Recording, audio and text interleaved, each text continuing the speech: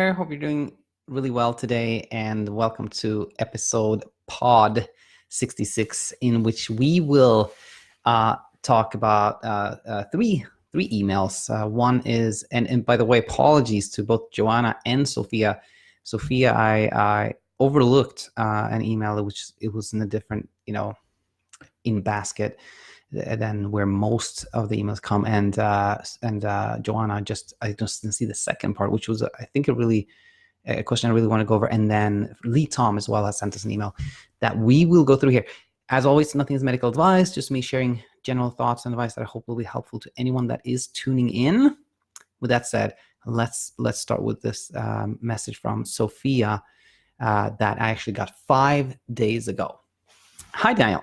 Just some advice on how to get rid of sleep maintenance, like to sleep through the night without waking. I'm left with this now. I don't look at the clock, but I think I wake the same time every night, then go back to sleep. But it's really annoying me because I remember when I wake up, but I never had this before my issue. Thank you.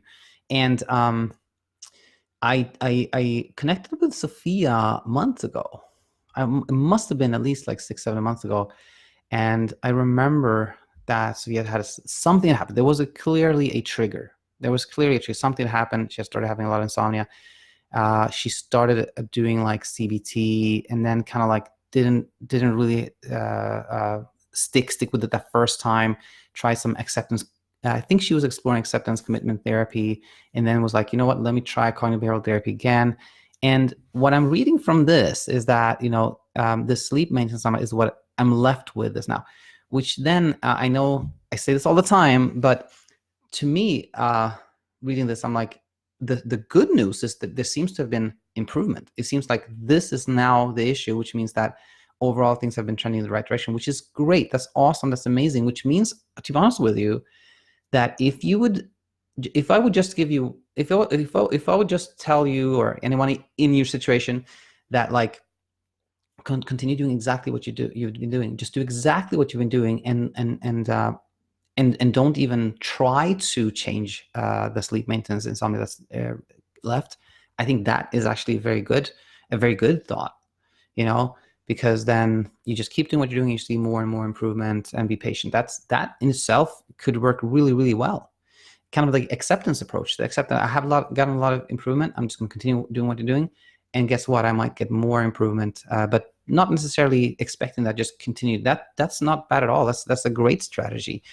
And again, highlighting the positives, always really good, Now, but that said, like what else could one do if one has sleep maintenance insomnia? Meaning you fall asleep, within a reasonable amount of time. It's not an issue. And then you wake up, and then it takes quite a while for you to fall back asleep. That's, sleep maintenance. Insomnia. And so I think there are two good strategies that I immediately think of, and going, I've started to use this analogy a lot, the gas and the brake. Let's try to apply that here and see how that works. So the gas, when it comes to sleep, is like our sleepiness, and it's the only thing that can produce that gas, our need for sleep, is us staying awake. So that's why it's always important to get up early and stay active during the day, meaning not sleeping, and just stimulate your mind, like do things that you enjoy and things like that. Then you build a nice, strong sleep drive. So that's the gas, the sleep drive. And then we have the brake, which is hyperarousal, typically like stress, anxiety, worry, preoccupation, but even excitement, even positive excitement for like a positive reason can act as a brake, which kind of doesn't allow that sleep drive to produce sleep. So with sleep maintenance insomnia, again, you can work on the gas or the brake here. So if we focus on the gas, what should we do to have more gas? Well, that would be to continue getting up at the same time every morning, but go to bed later. Simply going to bed later. And it doesn't have to be anything extreme. Maybe say like, I typically go to bed around this time, I'll go a bit later. And if you're like not checking what time it is, which is often a good strategy. And when I say, I want to just clarify one thing. Always, when I talk about strategies, you should do this and this and that. It's just to build sleep confidence and see that you can sleep and sleep well. And once you've done that, you don't need any strategies. You should be like anybody, like, never even think about sleep is kind of the goal. But let's say you have the sleep maintenance insomnia and you want to increase the gas to improve that. well, then you should go to bed later. And if you're not checking the time, if you've decided, I'm not going to check what time it is, I'm going to go timeless, as I call it, which I think is often really, really good, then just if you have decided to kind of go by how you feel, and typically you've gone to bed when you felt pretty sleepy, then wait till you're like a little more sleepy, just wait a little bit longer until you go to bed. And then guess what? You'll probably still wake up, because waking up is actually typical. Everybody wakes up, but you'll probably still have that reaction to the waking up where you're like, oh, I'm awake again. How long am I wake up? This is annoying. I don't know what to do. I hope this is going, etc. You'll still have that reaction, but if you went to bed a little later, you're more likely to fall back asleep sooner. So again, increasing the gas, going to bed later is one strategy, and that's working on the gas here. Let's say we focus on the break here, kind of getting rid of some of the trying to get rid of the reaction to waking up, and the reaction is, again, like you wake up and then you're like, I'm awake again. Now it's going to take a long time to fall back asleep. I'm probably going to feel tired tomorrow. I wish this would go away. What can I do, etc., etc. That's the reaction. So we want to kind of like get rid of that reaction. I think a great thing is to have a plan, and because a lot of times what happens when you wake up at night is you're like, you wonder what you should be doing, what you shouldn't be doing, et cetera, et cetera. If you have a plan and say like, okay, if I wake up and I feel like probably not going to fall back asleep in any short amount of time, then just decide what you're going to do. Maybe it's going to be you're going to read in bed, or you're going to read outside of bed, or you're going to listen to a particular podcast that you like a lot, or you know what you're going to do. And what can happen then is, first of all, it takes away the ambiguity. You know what you're going to do if you wake up at night. And secondly, if you're doing something that at least to some degree is enjoyable, then you're not going to react so much to waking up. You're like, wake up and like, okay, well, that's okay. I'm going to do this. And then when you no longer are worried about waking up, if you can even turn waking up into a positive, then you're really getting somewhere, because then you have then the break, the hyper arousal, the preoccupation, all that will really take a step backwards. That's really good. Just to add another one, that a lot of people ask me, like, what should I do? Should I stay in bed? Should I get out of bed? The important thing is not to be frustrated. If you can do, in my opinion, I think you can do whatever you want in bed, as long as it kind of distracts you from being awake or thinking about sleep, or you could leave the bed, etc. Or you could, another thing that I learned from Michael Schwartz, my good friend and now partner in our new venture, the Sleep Coach School, he talks a lot about how you can just stay in bed and kind of take a guided imagery, like imagine something that's pleasant and nice. And if you do that, if you you woke up but you're in bed and you're imagining something pleasant, nice, then you can just stay in bed and kind of enjoy that, and then you will fall back asleep. And so I hope this was helpful, Sophia. I felt there was one more thing that was on my mind. Have a plan. I think we covered it. I think we covered that. All right. Well, keep in touch, Sophia. Let me know what you thought of this. Any follow-up questions, please let me know. And sorry for taking such a long time to answer to this email. And now let's move on to the other email that I did not reply to, which was about deep sleep. Here it is. So Joanna, and I replied to an email from her in the previous episode pod 65, and she had another question actually that I missed. So here it is. Daniel, I just wanted to add that I guess I have a little anxiety about not getting adequate deep sleep, as when I was using a sleep app, Sleep Score, for the first month, it showed me getting about 20 minutes a night, which was absolutely backed up when I did a home sleep test and scored 12 and 19 minutes on deep sleep. Can the ability to get deep sleep be restored? So many things to talk about here. Firstly, what is deep sleep? Well, deep sleep is really an EEG finding. It's like a sleep stage that's defined by the pattern of your brain waves during a certain part of your sleep. And deep sleep is also known as sleep stage 3 sleep or delta sleep. And it's when your brain is in this like very, very synchronized mode, like large groups of neurons like fire at the same time. And the way when I look at sleep testing, the way it looks to me is like you have these kind of like deep, kind of slow waves, delta waves. And deep sleep is considered to be the type of sleep that's most kind of refreshing and most important, most rejuvenating.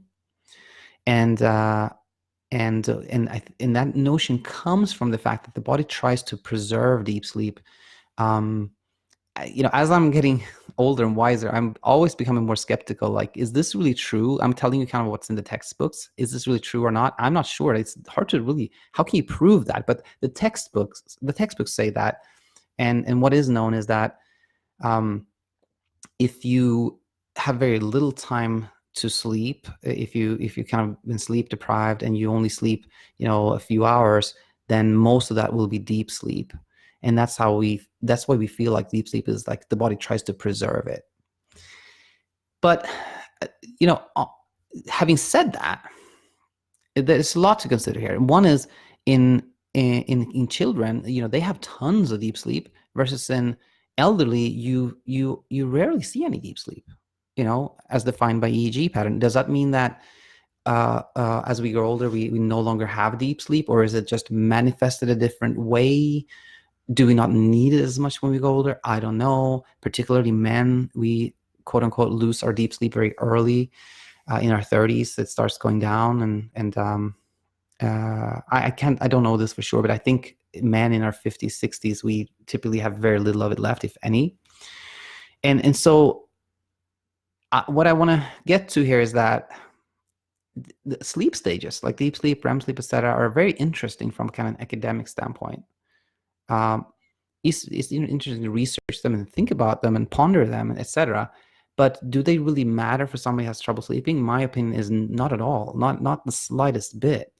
I heard a great quote from, I think he's a professor, or his name is Michael Granner, who I must say, he seems like a super nice guy. I tend to disagree with him mostly. He's on Twitter, but he said this thing that that made so much sense, which was to worry about your sleep stages is is the same thing as worrying about the composition of gases in the air, like how much carbon dioxide, how much oxygen, how much what's the one that's almost all of it is? I forget it now. But we can't do anything about the composition of gases in the air that we're breathing. How does it affect us? Probably not at all, but there's no way to know even. Same thing with sleep stages. I think there's like, just thinking about them is just a distraction, and these trackers are not known to be accurate compared to EEG when it comes to deep sleep and REM sleep. That's one thing. And should they even be accurate? Doesn't matter if they're accurate. I think no. Can the ability to get deep sleep be restored? Well, has it ever been lost? How much deep sleep did you have before? My opinion on this is that the brain cannot be damaged in a sense that insomnia can cause you to lose the ability to sleep, or lose the ability to have deep sleep or REM sleep, etc. So I don't think it's something that can be damaged, and therefore it's not something that can be restored either. It cannot, that's my opinion on that. And I think that's it. Yeah. And kind of like on a more big picture here, trackers, are they good or bad? Like my opinion has as much, it's very tilted towards, like, because I always, my thing is insomnia. That's what I'm passionate about. And I think that is really the big problem in our society, is insomnia when it comes to sleep. So from my perspective, when somebody says I started tracking my sleep, I'm like, why are you doing that? Why are you tracking your sleep? What good can come out of that? Or if you're sleeping well and you start tracking your sleep, to me, I'm like, you might go down that path of thinking, I want to improve my sleep. I want to have more REM sleep or more deep sleep, do things, be preoccupied, and then you may end up having insomnia.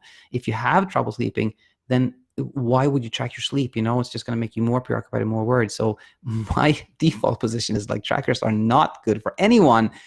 But then again, I try to question my own beliefs, which I've done lately. And, I do think that for somebody that has a very, very solid sleep confidence, right? They've never had any trouble sleeping. They're just curious. Maybe it's not bad. Maybe it's fun. Maybe it's entertaining, and for somebody that, has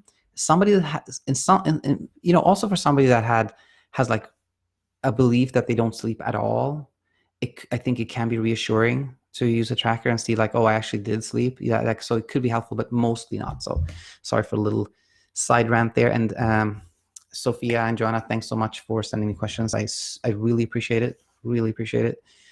Now we are going to move to a question from Lee Tom. Hello, I found your channel on YouTube and writing in hope to get some advice. I've been struggling with insomnia for many years now. I'm 29, and in the recent 1 to 2 months, it's increased to the point I'm not able to get more than 4 hours of sleep per night, and sometimes no sleep at all. I'm not having additional stress factors, and I have plenty of time I could use for sleep. I've read about CBTI, but I'm struggling to find professional help where I'm located, Berlin, Germany. Since I sleep no more than 4 hours a night, I'm not sure whether sleep restriction is a good idea for me. I have read you should not restrict to less than 5.5 hours a night. I've been following stimulus control, leaving my bed when I wake up, and trying meditating and watching a spiritual talk, which usually helps me relax. However, I still don't manage to fall asleep afterwards. I've been doing this only for a few days now. I have also stopped napping during the day and stopped my THC consumption. Might be experiencing withdrawal symptoms. I used to smoke weed, indica, in order to help me relax and sleep, but after a while it lost its effect. It might also be important to mention, in the recent years, I've suffered from HA, lack of period. Okay. And I think this is like anovulatory cycles and eating disorders, which I'm aware are linked to poor sleep. In recent May, I recovered my weight, got my period back, and my hormones are stabilized. However, my sleep has not grown better, but even worse. I'm worried about my health and brain function. I am normally very sharp and have good memory, but I feel my brain capacity has decreased significantly. I would appreciate any help or advice how to continue my further recovery. So, Tom, as I kind of want to point out again, anybody who's concerned about your health, please talk to your doctor, but I'm happy here to share my thoughts reading this kind of as a general, somebody in your situation, what are some good things to think about? And firstly, you're located in Berlin, Germany. If you want to work with like a coach, my good friend Martin Reed has like online services. He can help somebody anywhere in the world. He's great. He has good intent, which is the most important thing, and very smart guy. And if you have an iPhone, you can download Bedtime with YBDTYME, which is my app, or iCoach, and it is free for 2 weeks. If you don't unsubscribe, then you get charged after 2 weeks. But there might actually be a new version up today or tomorrow in which you can just start. You can just start, no upfront payment or anything like that. And after 2 weeks, if you want to continue, you can go on. And there's like the meat of everything is in those 2 first weeks. So that could be really helpful to you and someone like you. That said, let's start. So I think we should really start with this thing called the 3P model. So what's that? Well, it's a model that explains why insomnia happens, how it develops, and then we can apply that to your history here and talk about some other things. So some of us are more or less predisposed to insomnia, and that's the first P. Now, some of those predisposing factors or traits are having a tendency to worry, being somebody that's kind of an overachiever, like type A, being an overthinker, somebody who kind of overanalyzes, and also being somebody that's health conscious. Those I find are the most common ones. And now, having one of those traits is in itself not a problem. There are millions of people that have these traits that have no problem sleeping. So to develop insomnia, there also needs to be a trigger. And sometimes that trigger can be hard to see. Some people are like, I've never slept well. So, maybe there isn't a clear trigger sometimes, but typically there's a trigger, something that happens, some type of stress that creates an initial period of sleep disturbance. And that is also quote unquote normal, meaning if somebody loses their job and they say, and then I slept great the following night, it's like, that's odd. Like, you're supposed to not sleep well when something like that happens. And it's really part of our kind of threat monitoring system. We all have that. We all have a part of our brain, I believe it's like the amygdala and kind of those structures around it. But anyway, there's a part of our brain that's there to identify threats, to make sure we are safe. And it's a good part of our brain.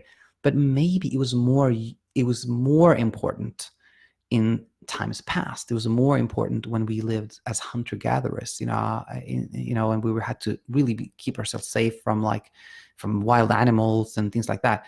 And now when we're living in kind of a modern society like we are now, we'd still have that threat monitoring system in our brains. And sometimes it can hone into something that it really shouldn't, like sleeplessness. So that's the difference between like somebody who has stress, doesn't sleep well, which is normal, and then goes back to sleep. Their threat monitoring system wasn't like activated. Their threat detector wasn't activated. And somebody that develops insomnia. Somebody that develops insomnia is like you have that initial stress and then you sleep poorly, and then that threat monitoring system kicks in and says like, okay, sleeplessness is a problem. It's a threat to my health. I have to do something. And then what happens is you start worrying. You start trying to figure out why you have trouble sleeping. You read up on it. You Google. You research. You try supplements. You try to keep it dark. You try to keep it cool. You try sleep hygiene. And nothing really helps. In fact, the process of trying to solve the problem increases that kind of the alert level, like the level of like the threat monitoring system. So now it's like, really, no, this is a big problem. It's a big problem. You have to do something about it. And then it just spirals out of control. That is how insomnia develops. So it's really important always to know that with insomnia, there's nothing wrong with you, physically wrong with you. It's not like sleep disorders like sleep apnea, the tongue falls back and blocks the airway, so you can't sleep, or restless leg syndrome has to do with dopamine and iron metabolism in the brain. Insomnia, it's nothing like that. It's completely, it's like an anxiety disorder. It's a reaction to something that happens, That I think is really, really important. And now that's, and when we read this, in recent May, I recovered my weight. So there was a period where you had like your eating disorder, you lost weight, and then I recovered my weight, got my period back. However, my sleep has not gotten better, but worse. So it sounds like that episode was kind of like a precipitating event. And then we see how the predisposing factors are kicking in. And we'll get to that now. So predisposing factors, what are those? Where it's for example, you're saying here, for example, I'm not able to get more than 4 hours of sleep. That the way that is phrased, I'm not able to get more, it's very, typically that's the way it's almost always expressed, but you can sense that the person writing this is somebody who wants to get more sleep, is somebody who's trying to get more sleep. And that trying to get more sleep, wanting, begging, praying, hoping, negotiating, all of that creates more insomnia. Any attempt to like try to sleep more creates insomnia. And I'm not having additional stress factors. I have plenty of time I could use for sleep. And there, it's the same thing there again. Like I have plenty of time I could use for sleep. It's again like, I wish I could sleep more. I wish I could sleep all this time. And again, I am not saying this I'm saying all this to try to help and try to see kind of what's been going on. And then we're going to talk about like what you can do to sleep better, of course.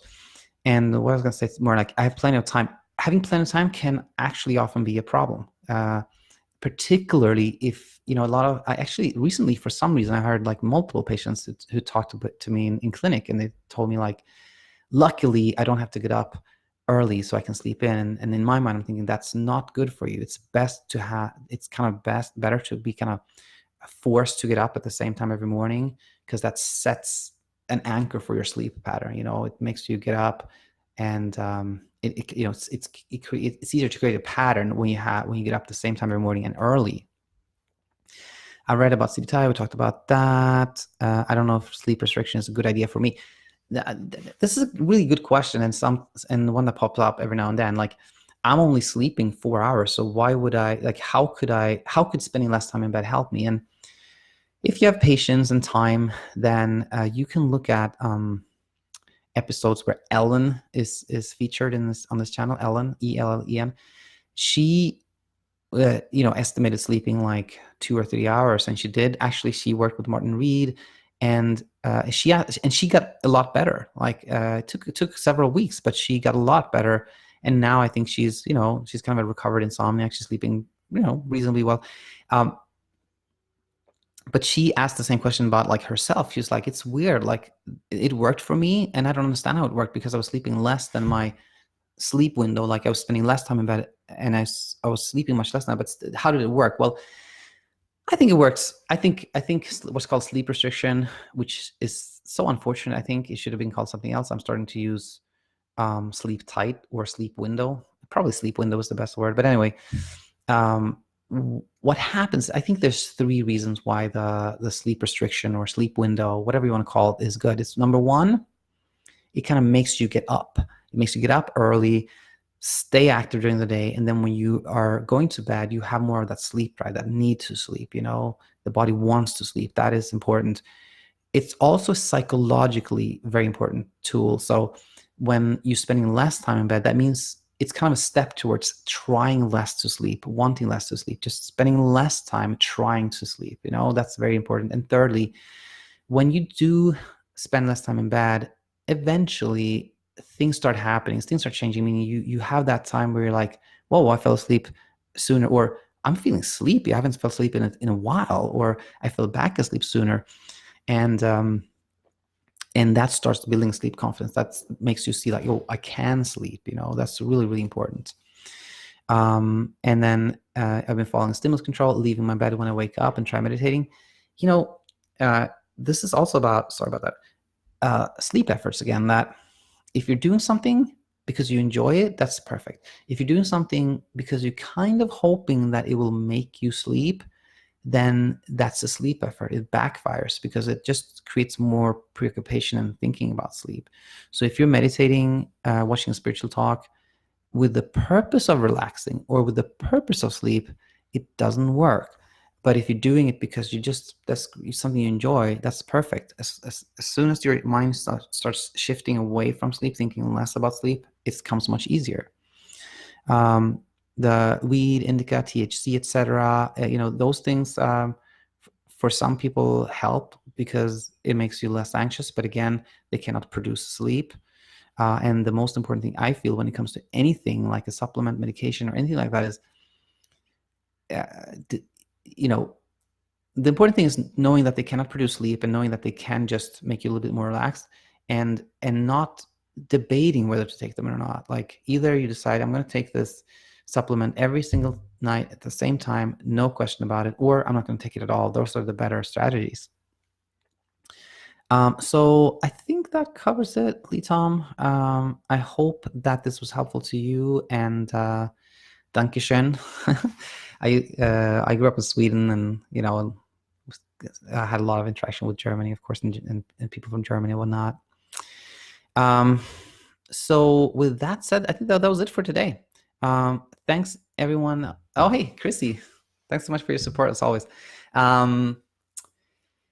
Yeah, that was it for today. Oh yeah. One more thing. I'm starting to do these similar to this, like a video and the podcast that I do with Michael Schwartz.